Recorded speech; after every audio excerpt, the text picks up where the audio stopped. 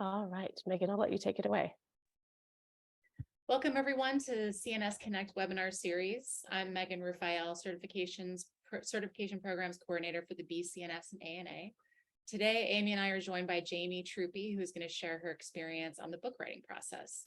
As a reminder, if you're a CNS, you can earn 1 CEU for today's webinar. We recently added category 5 to the recertification policy, which is participation as a learner in a professional and structured education. And the activity doesn't need to contain nutrition content.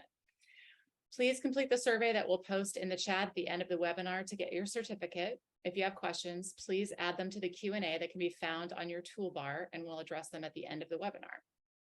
A bit about our speaker today. Jamie Truppi's life centers around food, people, nature, well-being, traveling, and cultivating meaningful experiences in harmony with Mother Earth.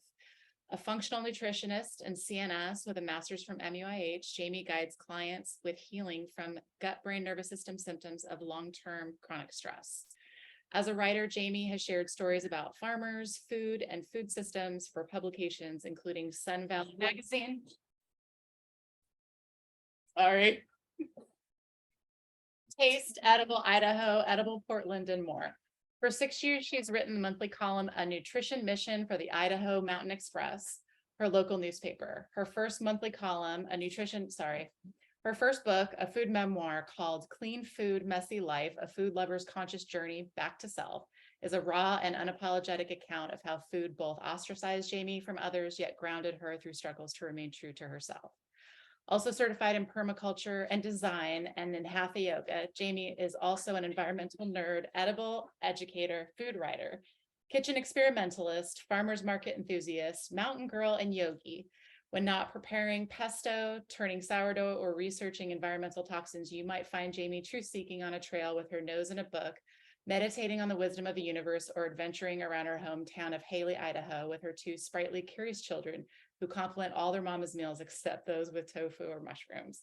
Thank you for joining us, Jamie. I'll let you take it from here. Hi, everyone. Thank you for being here. I also am tuning in from the south of France, which is a huge deal for me. I am here for my birthday. It was a gift. My birthday's tomorrow. So I'm really happy to be celebrating the food culture of a place I've lived twice, and I speak the language. And so I'm really excited to be tuning in from a beautiful little southern town. So thank you for having me. I'm going to go ahead and share my screen so I can get right into the slides, because it is going to be quite, I have quite a lot to share. Okay, hold on, let's see, view, presenter view, let's see. I am not sure what y'all are seeing. We can see your presenter. We can see your next slide and your normal slide. Okay, so let's see, we want to do slideshow. How's that? Perfect. Perfect. Okay, great. All right, so the full title of this talk is The Book Writing Process and Why Every Nutritionist Entrepreneur Should Write a Book. So we'll jump right in. There's a lot more content than I expected there to be. So those of you who know me personally know that I'm fairly verbose. And those of you who've read the book, I actually have a copy behind me because I'm doing this thing where I'm leaving them in bookstores and airports, which is something that a fellow author suggested that I do. So I'll try to be as brief as possible, and then we'll have questions at the end. So who am I to write a book? Have any of you asked yourselves that question? Who am I to write a book? I have been a writer my whole life. I've been writing since I was a little girl. I have dozens and dozens of journals. So why not be a writer, right? Why not consider that part of who I am? I did write a food memoir, and I've been writing about food and people and food for the better part of 12 or 15 years. I'm a graduate of Maryland University of Integrative Health. I did Rebecca Snow's mentorship and was certified through the BCNS as a CNS in January of 2000, I don't know. It's been 4 years. So 2019. So why did I write a book from a nutrition perspective? The brief answer there is food is my life, as Megan mentioned in the bio. My entire world revolves around food. So that has been a wonderful thing for me both growing up as an adult, and it's also presented a massive number of challenges. And as my marriage began to disintegrate, I realized I needed to lighten the mood a little bit. So I thought I would write a funny book about food so that my now former husband and I would have a little bit less conflict around our world, because ironically, he's in the food world too, but a very different perspective than mine. So that felt like a good place to start. I also have a vast amount of knowledge about food, right? So I say from a nutrition perspective, and there's a lot of nutrition in the book, but that doesn't begin until about midway through the book. And so really it's my food values that drove the common thread throughout the book. So I decided to write a food memoir. What's a food memoir? Well, it is, it's a very small genre. It's not a genre people look for. Libraries don't even necessarily have food memoir in their library section. You would find my book actually in the cookbook section of many libraries, although I did not write a cookbook. There are recipes accompanying each chapter, but primarily this is a story about how food, about my life, food, my lens of life through food. And that's pretty much my lens of life always, whether it be hiking or traveling or whatever. It's all about my love of food from the earth. So does a book make a difference? Well, we'll get into that. I'm guessing that a lot of you all like to read. A lot of us who have gotten to this point in our careers have read a lot of books about nutrition. So as I'm talking about a food memoir, I invite you to think about the differences between a story versus some of the science or clinical works that we've read over these years. I also want to reiterate here or mention that I self-published my book instead of looked for a traditional publisher. The publishing industry has changed dramatically over the past 10 years. And as a lot of things have changed dramatically online through COVID, the past couple of years have seen a really huge increase in self-published authors. So that's the way of the world now. And so every single one of you on this webinar, and pretty much anyone who wants to write a book, can write a book without having a formal publishing company behind us. Okay, so that's a real picture of me. This was the second house I lived in after my divorce, which is where I started writing the book, grounding down through COVID.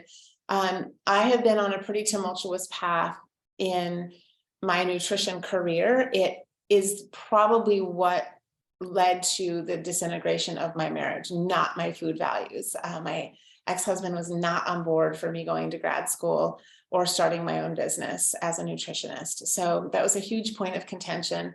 And then when we ended up getting divorced, I was like, gosh, was this worth it? You know, there's a lot of questions behind these life choices. And in the book, you'll see that there are a lot of questions about a lot of life choices. So I didn't realize that once I got out of graduate school that I would have such a hard time in my life. In Idaho, where I live, I don't need to have a license. I don't need to have a postgraduate degree. I don't even actually need a degree to call myself a nutrition. We're a freedom health state, so anybody can call themselves a nutritionist and offer nutrition advice. It's a really strange place to practice. But I went all the way because I left MUIH and I was like, oh my God, where are my people? How can I do this on my own? And on top of the mentorship and studying for the CNS exam, I was also starting my own business and trying to figure out how to make money and getting divorced. So that was really fun. And so behind the scenes of all the hustle, I don't work for anyone. We don't even have a wellness center in my valley. And I live in a small mountain community. So it was like, okay, I got to take this online. I got to do all the networking. I got to do all the systems. I got to do all the marketing, all of the everything. And I know that a lot of you can relate. And I felt very, I was burnt out, and I was like, oh, this is actually this is a real topic of conversation in the functional fields, whether it be in any entrepreneur, really. We can all burn out when we're doing all the things, juggling all the balls.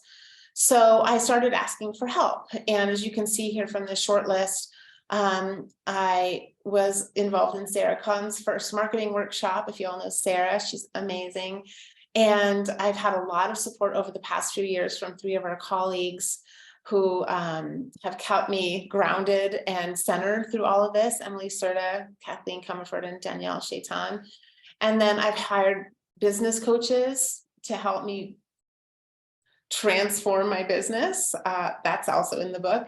I hired a VA at one point. She's the one who really encouraged me to be a writer beyond my social media posts. She's like, your language is amazing. Like, why am I even here? You're just doing so well with your writing.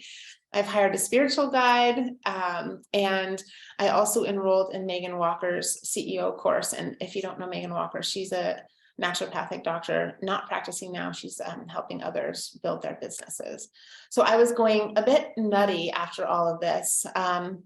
And then COVID hit, and 90% of my clients bailed on me. I was like, oh my God, what am I going to do now? And I decided to just find my solid ground. I had moved a couple of times already, and I was feeling really unsure about my future. And I was questioning my job and my work, and was I even helpful? I know a lot of you can probably relate to that imposter syndrome and all the things that go on in our minds when we're trying to be useful in this world. And so while I was in Megan Walker's program, she hosted a webinar with a man named Chandler Bolt, and he's the CEO of a company that was called Self-Publishing School. They just changed the name to selfpublishing.com. And because they're more than a school, although they have their educational component too. And I just had this inner feeling. I was like, oh my God, I'm ready. I'm ready to write this book. It had been a concept I'd been thinking about since 2017.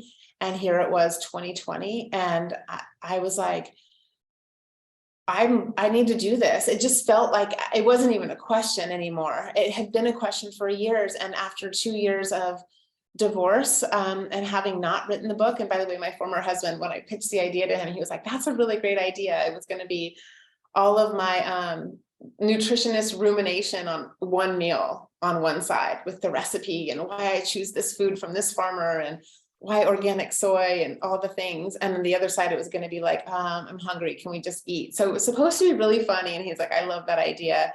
And I kind of pictured more of a coffee table book with a lot of images. And then, I also knew that I didn't trust myself.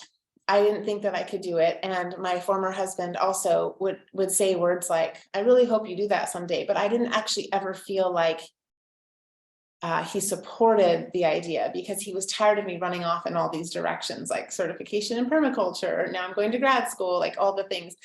And that's just how I roll. I continually want to learn. So writing a book felt like, oh God, I got the eye roll. It's another thing that I say I want to do. But I was ready. So I jumped in, and it scared me because I took out money from my savings account at a time when I didn't have a lot of clients, and I went for it, and I jumped on the program. And as I mentioned, the first concept was going to be called Life as a Nutritionist Wife. And then I was going to cross out the wife and make it ex-wife as the title. And I had a lot of iterations of the subtitle. I would say close to 400. I'm not joking. Emily, Kathleen, and Danielle, if they're on this call, they can attest to that.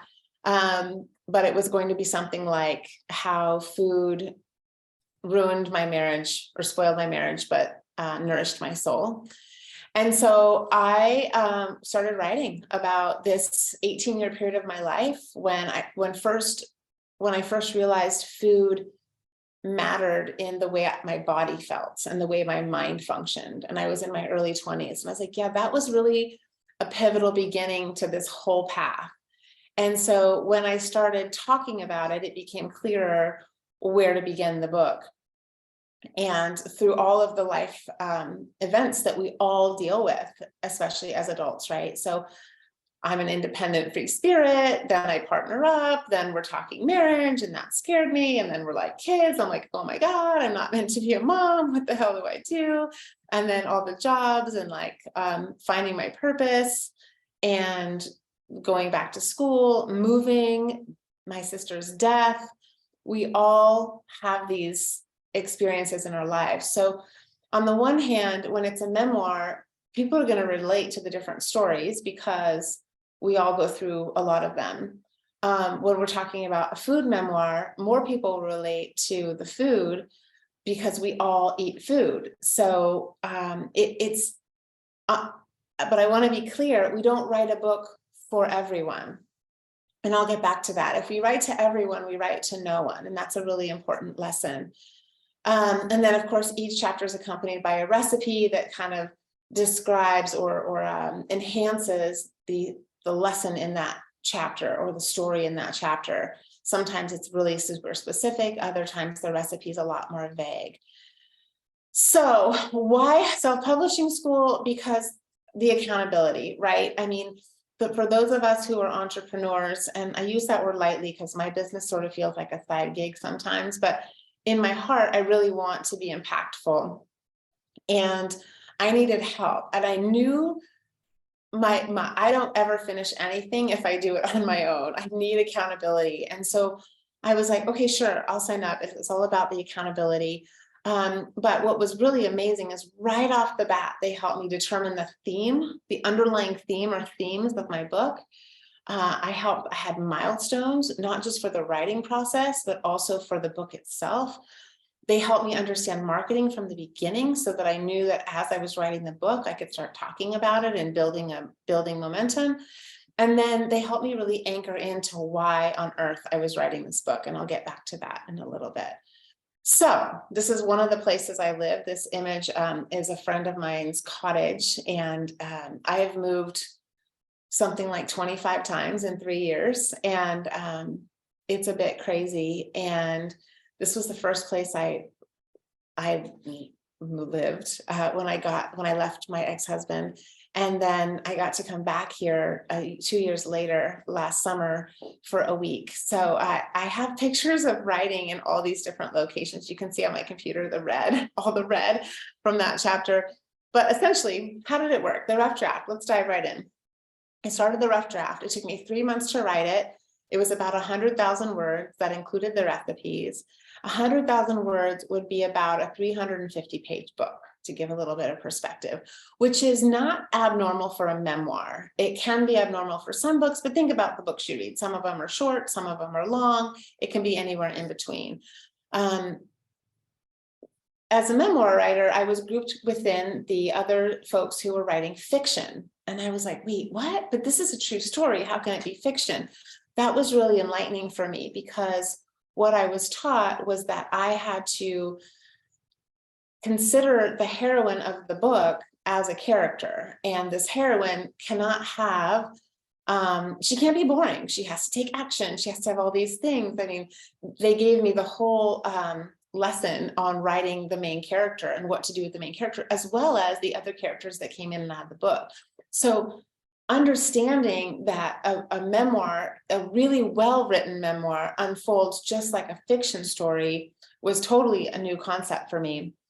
The outline itself for a fiction book or a memoir has these bullet points. You can see them. Like, we have to set the scene, right? We have to tell people where we are in our age, in our geography, in our challenges. And then we build up to this incident that it's like, oh my God, okay, now the story is really getting going, right? So if you think about every book you've read, or even every movie that you watch that's fiction, they all have these elements. The first slap is like, oh gosh, someone's gotten hit by something externally as a circumstance, and then how do we deal with that, right? Second slap again. The third slap is like, oh my gosh. For me, it was when my now ex-husband was like, I think you should move out of the house. I'm like, wait, what? And then the next day he's like, wait, that was that's not what I want. And so there's hope, right? The third slap is usually there's some hope. So amazingly, my memoir already had these things in them, but I could really anchor into them as I wrote the rough draft. Of course, a climax, and of course, a resolution. Now, my resolution is also a bit of a cliffhanger. A lot of people in the reviews have said, I really hope she writes another book, because I'm not perfectly satisfied with not knowing what happens next. So I wrote out a timeline, and they helped guide me through that. and then the identification of the different themes and what elements I wanted to have in the book. And again, when you write these all out separately, then the rough draft, you can keep coming back to them when you feel like you're lost and you're not sure if this part of the story makes sense or does it really work with the rest of the book. Okay, writing a book kind of messes with your brain. Like, it's a mind game, like everything else. Some people say it's like running a marathon, right? You get into like mile 14, you're like, what was I thinking? I am way in over my head, even though I've been practicing for this for so long, training for this. So even though I've been a writer for so many years, writing a book was a whole different game. So again, I thought I was doing a pretty good job with this book. I felt pretty pumped after the rough draft. And so I threw a party with some of my girlfriends and I was like, hey, I would love your help confirming the title and picking a subtitle. So about 13 of us got together for dinner. I made one of the recipes in the book because it wasn't one I felt, or many of the recipes, but the two that I hadn't felt really comfortable with, and I didn't have proportions and spice, conversions and all that. So they came over and they were like, this is a terrible title. This has nothing to do with you. This has everything to do with your divorce. Like, you can't call it Life as a Nutritionist Ex-Wife, blah, blah, blah. Like, we don't see you as that. We see you as all these other things. So in that dinner party evening, I had a couple of shifts and it messed with my brain because I thought I was on this path to editing and finishing the book in a few months. As it turned out, I had sort of put myself in this box and realized that I'm much more than a divorced woman who has food issues. So we came up with the title that day. We changed the title, and I say we because I couldn't have done it alone. And it became Clean Food, Messy Life, which was great. And I felt really good about that because my fixation with food from the earth and sustainably grown food and my environmental values essentially is the problem, and my life was a freaking disaster. So it kind of said enough in the title. And then I came back to my why. Like, why am I writing this book? I'm not writing it to prove anything to my ex-husband, certainly not. I'm no longer writing it to lighten the mood in the marriage. So why am I writing it now? And I realized the first draft was basically therapy. I got it all out. I was like, oh my God, I am healing from emotional trauma. And then I came back to my why. And really, I wrote the book because it came out. I was compelled to write it. I felt like the story needed to be told. Okay, great. What else? I wanted to leave a legacy for my children, and not just a book legacy where they could read about how their mom and dad actually met and all the challenges we went through and all of that. No, not that. I wanted to show them that at whatever age and whatever challenges we have in our lives, I'm going to get all teary, we can follow our dreams. And I'd always dreamed about writing a book. I actually never believed I would do it. I thought that writing books were for smart people, people with PhDs, people with all kinds of other experience, people who are writers. And I didn't really think of myself as a writer. But no, I thought I need to show my kids that we can do anything we want. We just have to put our minds to it and ask for guidance. So the editing, you guys, it took 12 months, in fact, to edit the book. I went up to 140,000 words because part of the why was, oh yeah, I'm also hopefully building my business with this book.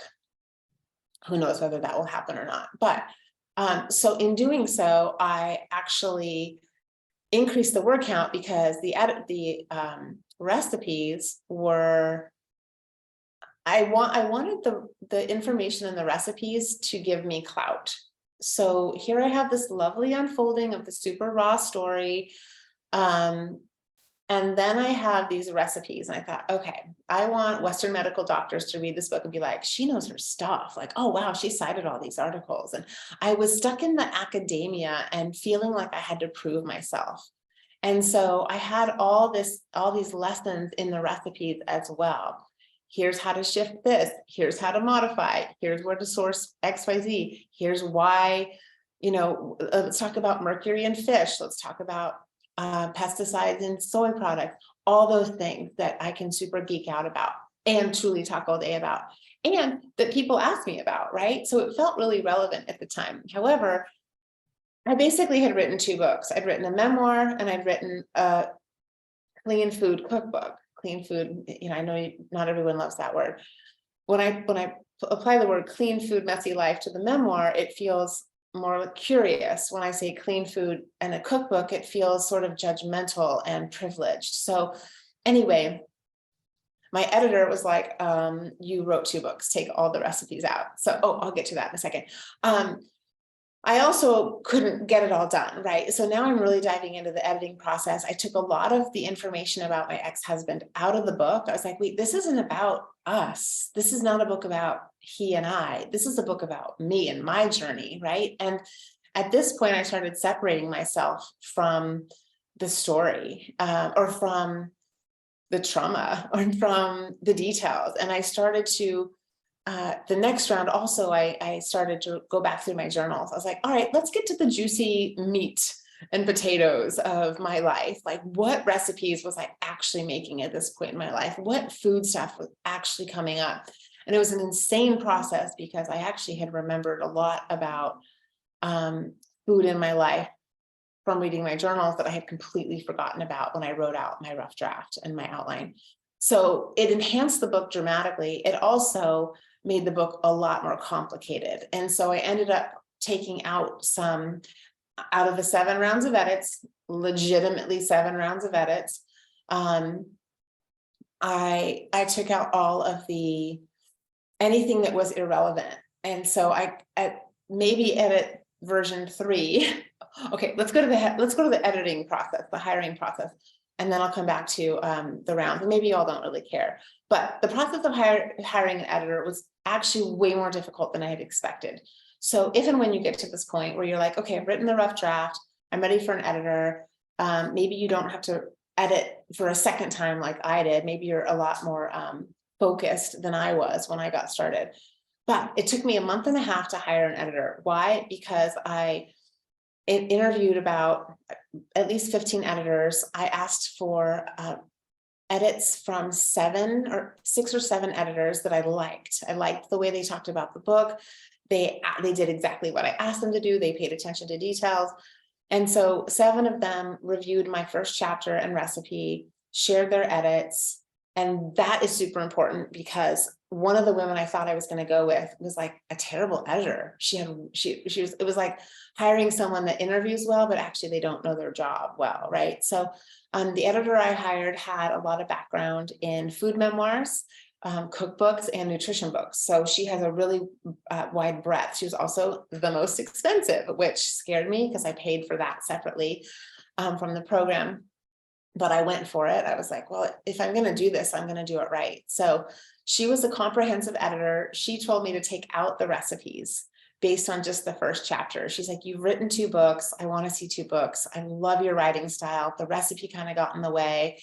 It feels like it interrupted the story. When she read the full manuscript, she was like, just kidding. Add the recipes back in. This is way more than a food book. This is a travel book. This is a relationship book. This is a book about motherhood. Like, this is a book about dealing with death. This is a book about food systems. It's so, and the earth. She's like, it's so much more complex than a food memoir. You might lose your food memoir enthusiast. Let's put the recipes back in. So on like round 4, I had to re-edit all the recipes. And I also decided when I wrote round 4 that I wanted to, at that point, I had decided I really want to use the book to build my business somehow, build group programs, be more available to people to talk about food in a different way than just to the one-on-one clientele that I was working with in the group programs. So I added survival tips at the end. So I pared all the recipes down. I decided my ego had gotten in the way. So bye-bye ego. At this point in my healing journey, I was like, I don't actually care what people think. I just want a really well-written book. I don't care if a medical doctor reads the book and it's like, she's full of it. They can go look up what I said on PubMed and decide for themselves whether or not I'm making it up or not. I decided I didn't need the references. So I took all of that out. I pared the recipes down. I took out all the extra fluff, or at least as much as I thought that I could. And then I added a survival tip. So someone had said, gosh, this sounds like an amazing survival story. And a lot of us with young kids and shifting careers and starting businesses, we are just surviving. So that felt right. Anyway, and then 2 edits later, I took out the survival tips. I took out a lot of the chapters. I rearranged. I had to redo the timeline, you guys. I had to write out the timeline of my own life when I was writing this. I had to keep going back to that and deciding, does it need to flow exactly, or is it more about the food experience versus the life timeline? What fits where? I have a prologue. I took a whole chapter and I made it the prologue and removed the recipe. I mean, it was a lot of rearranging. And the hardest part, of course, was listening to my editor because she was really good and she had a lot of amazing things to say and great questions. And it's up to me what to do with it, right? She doesn't care if I take her advice or not. She's just doing her job. So finally, in August, I finished with 7 rounds of edits. I also had a copy editor who was my mom. So the comprehensive editor only edited the book once. That's mistake number 1. I meant to hire her to read it twice and 3 times, right? To see how it flowed, but that was not her view of the contract. So I paid a lot of money to have someone one time. And then my mom, who is a writer and an editor, did the copy edit. So she dotted all the I's and crossed all the T's and made sure I was using the right word. She's also really good at words. I was told not to let my mom do that because she's not my ideal audience. But I did it anyway, because I love my mom and I trusted her. So manuscript done. Sent the manuscript. Again, this is all through self-publishing school. So they have a formatter in-house, or they hire out. So I just sent it off to my my communication person, not my coach, but one of the other people at self-publishing school. She was the mediator and the intermediary between me and the design team. So the whole production process took another 3.5 months. I was told it was going to take 4 to 6 weeks. I thought, okay, great. It's August. I think I had sent the manuscript the 3rd week in August. I thought for sure I'd be published by November 1st, which was great because then it was pre-holidays and then I could push the book for the holidays and all the things, right? And we know in the nutrition field, a lot of our clientele goes down in November and December and picks back up in January. So I thought that's perfect. I can focus on the book and marketing the book and not having as many clients at that time. In the meantime, you all, I lost my contract work. So the one thing that was keeping me stable financially fell away that July. So it was like, oh my God, now it's go time. And then the other thing was I had not been building my business because the contractor had actually asked me to come full time. And I said, yes, I'll come full time. I thought my finances needed to stable out. And then I chose. And then we decided that I wasn't the right fit for lots of reasons. And I knew in my heart that wasn't what I wanted to do. And so did the company owner. So it was a good and healthy split. It meant I wasn't making an income. And I hadn't been promoting my business because I was working so much for this other company. So I was a little nervous going into the production. It took 3.5 months and 4 rounds of formatting with the recipes and everything. The cover design, you guys look at this cover. This was the first cover that I felt okay with. And I was like, I don't really like it. This is in my old house. I took an image that my photographer had taken for my website way back when. And everyone said, oh my gosh, it's a cookbook. I can't wait to read your cookbook. And I'm like, no, read the subtitle. Again, 400 and something iterations of the subtitle. I finally settled on this one.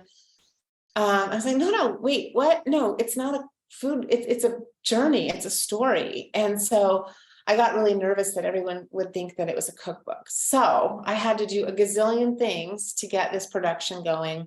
You can read the bullet points, the headshot, the author bio, the back cover text, keywords, categories, ISBN numbers, as well as the cover image, the font, the And what else? All the nuances of the cover. How do I put my name? How do I do my letters? All the things, you guys. It was a mess. And I asked for feedback on all of it along the way, because that's part of the marketing process. So as I'm doing it, and some of you might remember this, I was posting like, what do you think of this subtitle? What do you think of this picture? What do you think of this iteration? And so that helped build momentum. And here it was. Here's the book cover. This was the photograph that my photographer took at my house, my rental house. On a whim, we thought we were going to do a completely different cover with a messy table and milk spilling everywhere and messing up the beautiful quiche and the salad. And it turns out my colleagues, my fellow authors, were pushing me to put my face on the cover of the book because it's a food memoir. And all through this process, you all, I had been looking at food memoir. So here's the other thing about writing a book. Do you read other books in your genre? And I had read a couple, and then I stopped, because I was like, all right, now I'm being tainted by what other people are doing, what other people are writing. So I stopped reading books in my genre. However, I was guided by self-publishing school to look at all the books in my genre and how they show up on Amazon. What do the covers say to you? What do the titles say to you? I was guided through the title too, by the way. There's a lot of specificity in how you title a book and subtitle a book, because people really do judge a book by the cover. I was also guided by self-publishing school not to put my picture on the cover, because I'm not famous. Only famous people sell books that way. And I'm like, okay, what do I do? And so I hummed and hawed a lot about what to do. And I ended up going with it because it's a memoir. I was just really afraid of picking up a book. Oh, and through the process, I purchased 2 books by 2 fellow authors in self-publishing school, thinking their book was about a specific thing, getting the book and realizing it actually, I felt misled by their back cover text, by their title, and by their subtitle. And I was like, I don't want to do that. I want people to know what they're getting when they pick up my book. So hopefully I've done that well. Then I launched the book. Oh gosh. I'm not even going to get into the challenges at the end of the production process, because I was on par to not launch the book before Christmas at this point. And I was really stressing out, because like, what am I going to do? Like, I've got to spend January working with clients. I don't have time to launch a book. You basically need to take several weeks off during a book launch when you're self-published. Again, I won't get into the details. Let's just say I was harried. It was very harried. But there's all these specific strategic endeavors to keep in mind when you're launching a book, like which day, which email templates to use, building a launch team. So besides the momentum that I was trying to build on social media, which had a dual purpose, right? It also brought people back to like, what do I do? What do I like? What's my business? What's that know, like, and trust factor? I did get a few clients in the meantime, because they were watching what I was saying about things. And I built a launch team simultaneously. And some of you were probably on it or are still on it. Maybe you haven't finished what you're intending to finish yet.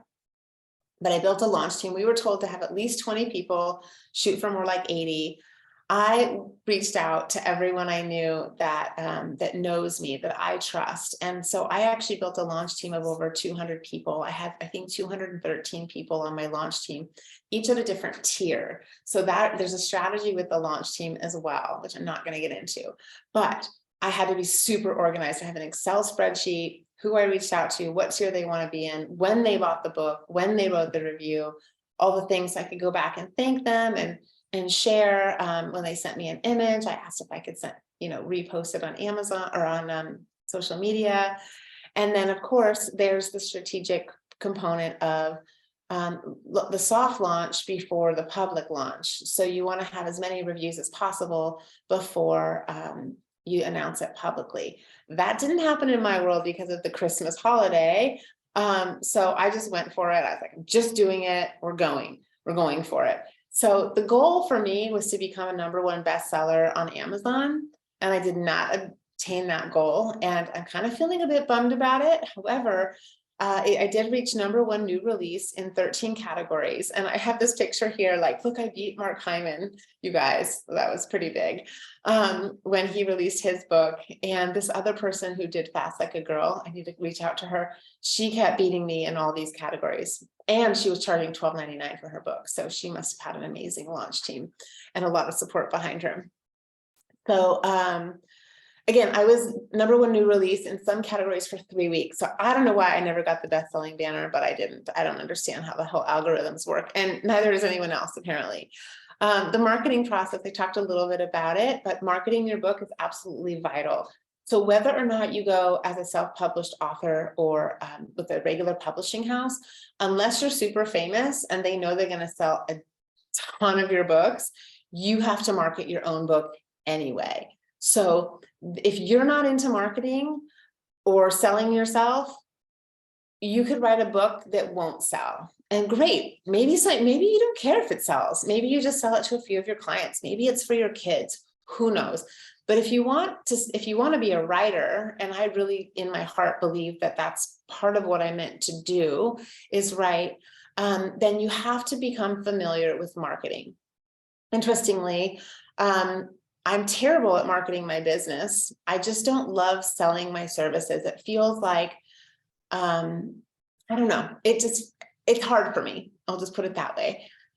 Despite all the wonderful advice from Sarah Kahn and others who are good at marketing. But selling my book just felt easier because it's a $19 book. It's like, or an ebook was free for a while for my launch team. I was like, would you mind buying my book? Like, are you interested? And so many people love to read, and it's so much easier to spend $20 than to spend on someone else's book, a physical thing you get in your hand, than hundreds and hundreds of dollars on this, client service that we don't know what outcomes. It's intangible sometimes. It's a very different way to spend money, and therefore I have a very different way of thinking about the marketing.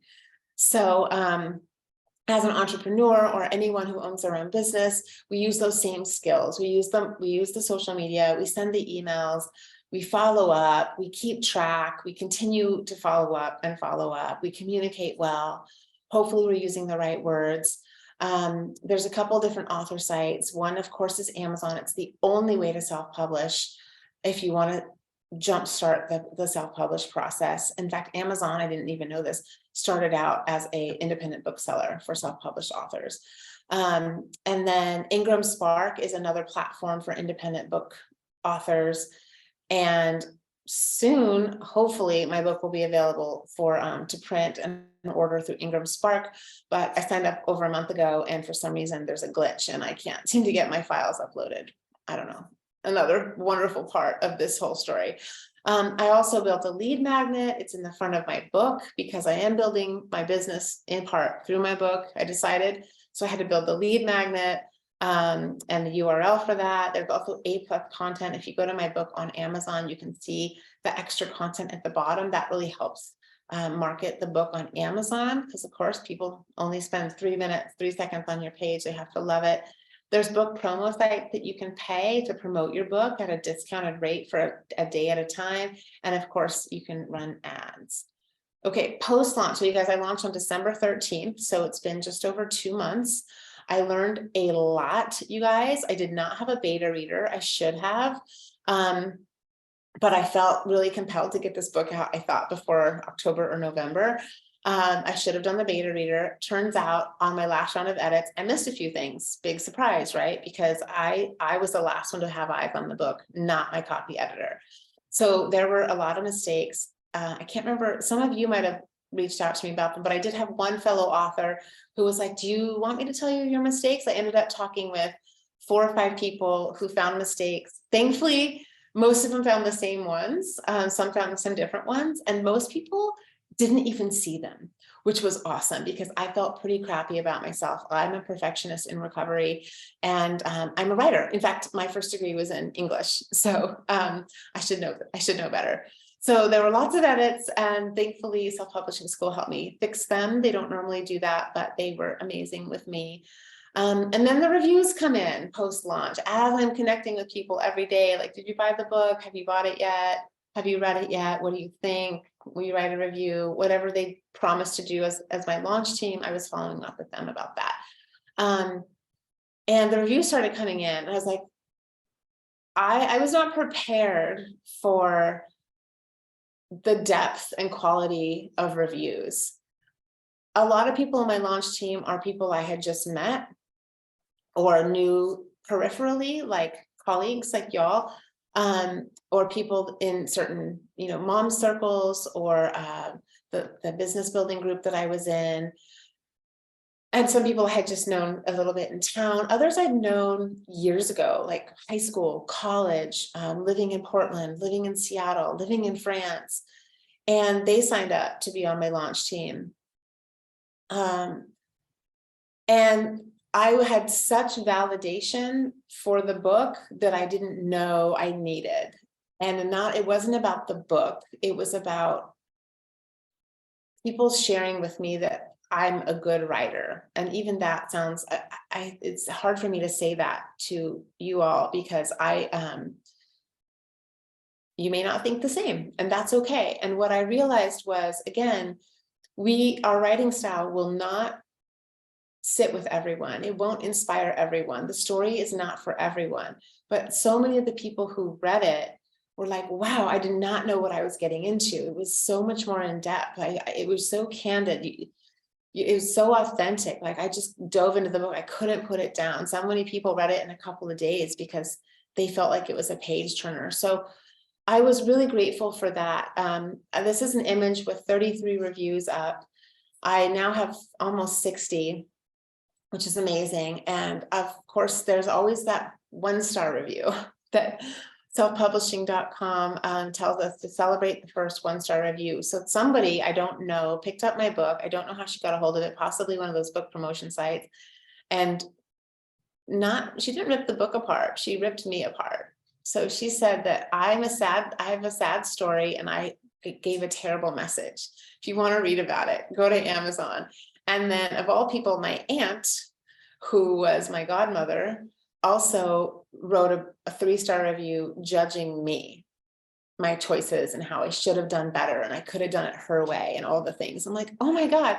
So the 2 reviews that were the worst reviews were about me. Well, it's a memoir, and I was not prepared for people to judge my life. I was thinking people would talk about, is it well written? Did the story flow? Were the recipes great? Did they help the book or not? Did they take away from the book? I really thought people would review the book, and it turned out a lot of people were reviewing me. So if you write a memoir, note to try to release the anxiety ahead of time of how people might judge you. So the good news is it's toughened me up a little bit, and also made me more compassionate toward other people, because I didn't write that book for those people. If they're judging my life, then they don't get it, and they're not my ideal client or my ideal audience. On the flip side, the amount of gratitude, I was not prepared for the amount of gratitude either. As I was reaching out to my launch team, inviting people onto my launch team, I started out by reaching out to people who were in the book and how they influenced me during different parts of my life. Some of them have names. Some of them were like, oh, and you were there when, and the story didn't need their name, but I knew that they would appreciate that part of the book. And the amount of support, almost everyone was like, oh my gosh, I love to support your book. I don't know if I can read it and write a review quickly, but I would love to buy it and I'll read it eventually. So everyone had a different way of supporting. And then that felt amazing as I was doing the launch team. But after people started getting the book, the personal connections and reconnections with people has literally blown my mind. And it's made my heart so full, and has made everything worth it. All right, so some of the challenges. I wrote a food memoir. So specific to memoirs, how did I describe my former husband? What about his in-laws? They're the only ones in the book whose names I changed. It was that part was difficult. I'm not going to bore you with all this, but I live in a very small town. My ex-husband got remarried like that. They're no longer friends with me on social media. It became really crazy. And for example, the day I launched my book, I also got sort of legal paperwork about our children in custody. So, oh, and I had no plumbing. So I had to run across the street to go to the bathroom in the building across the street where someone had given me the code. So on top of the stress of launching a very personal book, I had all this personal shit going on. Oh, wait, I don't know if I'm supposed to swear on this. I apologize. It's also on the slide. You're okay. Okay, sorry. And I swear a lot in the book too, for those of you who haven't read it yet. My editor helped me through that process. But anyway, there were a lot of challenges in my personal life going along with this book. So just be prepared for the emotional ride. Of course, removing chapters that didn't relate. And I'm like, oh, but I love that story, but it didn't relate. And I had to not name people. I took certain people out because it sort of made it jumbled. And then eventually over the course of all those edits, I separated myself from the story. I started reading it and realizing like, I'm done with this. I've written about this and read about my life so much, I'm over it. So that was kind of nice. Actually, it feels like someone else's life now when I read that book or when I talk about it. So that was very therapeutic, to say the least. And then deciding whether or not to give in to guidance or to just guide myself. So I asked for help on every single thing, every piece. I followed the guidance. I watched all of the webinars. I asked for help. I was constantly on calls with self-publishing school when I didn't know or when I was unsure, just because one more person might say one thing to tip me one way or the other, right? So a lot of it was just deciding what felt right. For example, the cover of the book. Do I put myself on it or not? What's the subtitle? I had a lot of help from one of the people at self-publishing school on the subtitle. I thought I had it done. I sent it off with the manuscript, and I was like, I don't like it. I woke up in the middle of the night, finally popped into my head.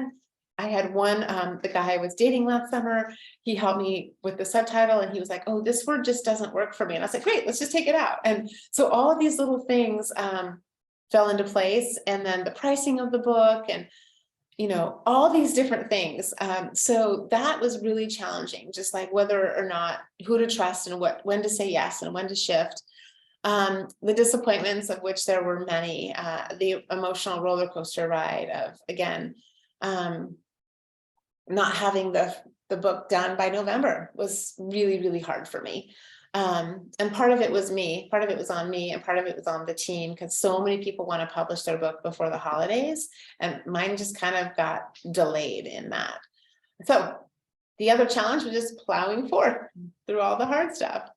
Okay, so I learned a lot of lessons. I've shared some of them already. Here's a short list. Lots of patience with myself.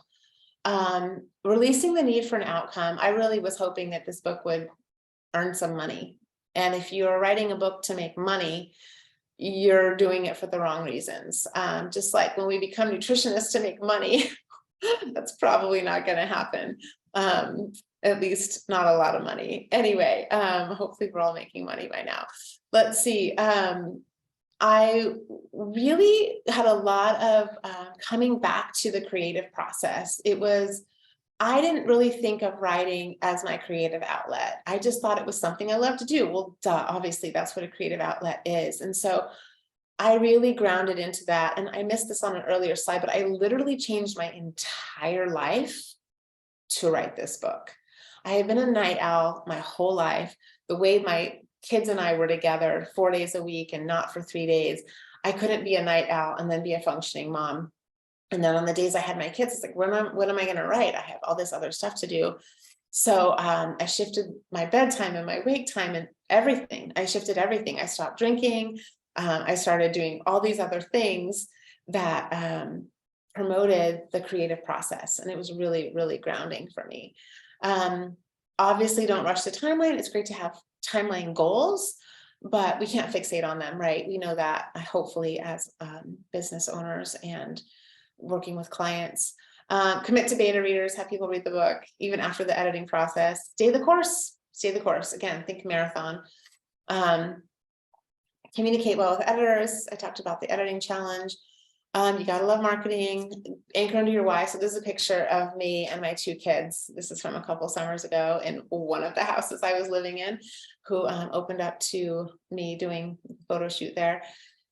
And it's about them. It's about being the best version of me so I can be the best mom and show my kids that they have something in them that no one else has, whether it be writing a book or something else, completely like cultivating my little people, by allowing myself to cultivate who I am, which I think I think that's hard as an adult. And I know, all of us who go to school, go to grad school and become CNS certified, we're learners, we're lifelong learners, but we don't always put our own passion projects first, right? Especially in this field. We're passionate about nutrition and food, probably, and people, well-being, but we can kind of lose ourselves in that hustle. And then again, a lot of books don't make money. I want to, words of wisdom if you're writing or when you're writing, use your own voice. Don't try to sound like someone else because it won't come across as you. People want to hear you. Don't compare your book or writing style with others. Be organized and professional like we do with our clinical work. It's just the same kind of thing. Even though, because clinical work can be creative too, right? So we've got this mix of creative process and professional outcomes. It's your story, so you get to tell it in whatever way you want. That's one thing that I kept doing when I was editing, is every chapter I said, what story do I want to tell? You can't include everyone, blah, blah, blah. Okay, why should we all write a book? I know we're kind of close to time here. We all have a story to tell. Remember, everyone eats food, and so many people can relate to that. And our own journey is why people hire us, right? It's that know, like, and trust factor. It's building a connection. It's a way to tell our story in a different way, beyond just the blog post or the intro on our website or meeting someone in a networking event. So it can build clout within your business. For some people, it's a glorified business card. Mine's a memoir, so it's a little bit different than like a protocol. And guess what? You can write it off. There you go. But if any of you are thinking about being a writer or writing a book and you have all these things, I've heard those before. I've said those before. Although grammar, I don't have terrible grammar, but everything else. The motto of self-publishing school is that books change lives. So it's already changed mine. I've kind of mentioned a couple of them. I'm just going to skip through this because I'm getting low on time. Here's some numbers. I've sold 559 books as of today. I launched 2 months and 10 days ago, or 9 days ago. So that's pretty good. With 200 people on my launch team, that means 300 and something people have, and some people have bought multiple books. That's Amazon. I have consignment with a couple of bookstores. I've got 4 places that have my book on consignment thus far. And then 1 direct event. I haven't made a lot of money. You see this when you first launch a book. You put it down at a lower price point to build the momentum. So, but that's the number for now. I'm not going to tell you guys what I spent. If you want to know, reach out to me directly. It was a lot more than that. Okay. And then all of the connections. So I've, when the guy I'm dating now was like, let's go to France for your birthday. I'm like, holy, how am I going to do that? Like, I haven't made any money, but I was like, I know, I'll do a group program. I used to do one every January. So in a week, I sent out an email about a group program. Because I'd been doing all the social media, I had 12 people sign up in 1 week. And it was like, okay, great, we're done, we're in. Some of them were new people to me who I'd met through the book process. I've also had 3 new clients because of the book just in the last few weeks.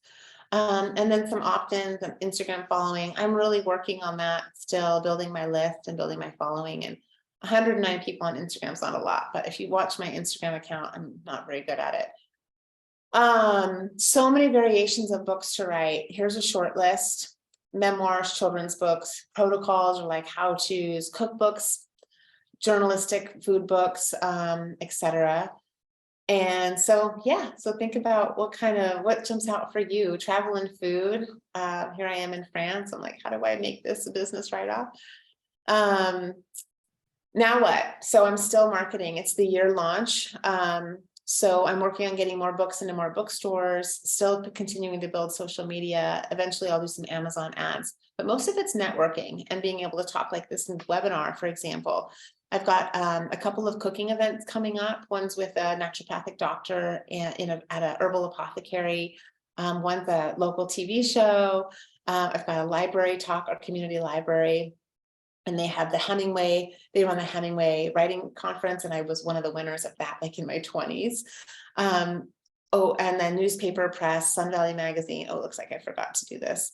And doing some podcasts. So I just recorded my first podcast last week. I've got another one when I get back. I'll be working on the audiobook, and I just started writing the prequel. I have no idea what I'm going to be doing with my clinical business, but I have a really clear path for my writing. Okay. So thank you. I'm calling out some of you directly because I love you so much and you've been such a huge support of this process. But I really couldn't have done this without each of you as my colleagues. Like, the trust I have in this community is so strong and deep.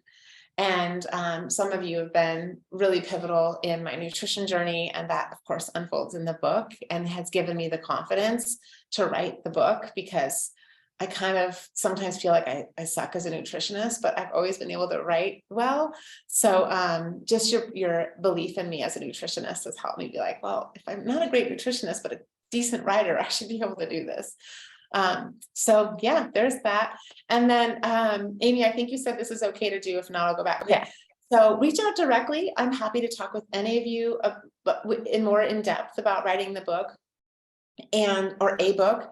And then if you guys are interested in checking out selfpublishing.com, if you tell them I referred you, you get a discount and I get a kickback. I think I'm allowed to say that, right? So it benefits everyone. So they're amazing. I can't say enough about them, despite the challenges. That's just life. So, okay. I realize we're like, Oh, you're 3 this is minutes great. over. Thank So you sorry. so much. And thank you Okay. for the transparency about the money and things like that, because a lot of people are curious. We did have one question. Yvonne was curious, what is a beta reader? Oh, yeah. So that's someone who you give your manuscript to them. So it would be digital. And they read your book after your comprehensive editor, after your copy editor, and the copy editor makes sure you have a than instead of a that, dots all your I's, crosses all your T's. And then the beta reader is basically the first person or people in your ideal reader bracket who reads the book and then notices anything else. Like, I don't understand this paragraph. Your editor's read it 17 times, so they get it now. You've read it 1,000 times.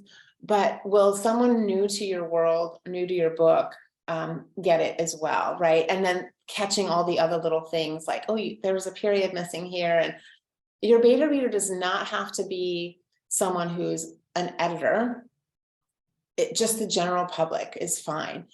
Mostly they will try to read the book. You'll ask them to read the book within a week or two, so that they don't drag it out, because whatever they send back to you, you want to be able to fix in your manuscript before you send it off for production. I hope that helps. Yeah, that was perfect.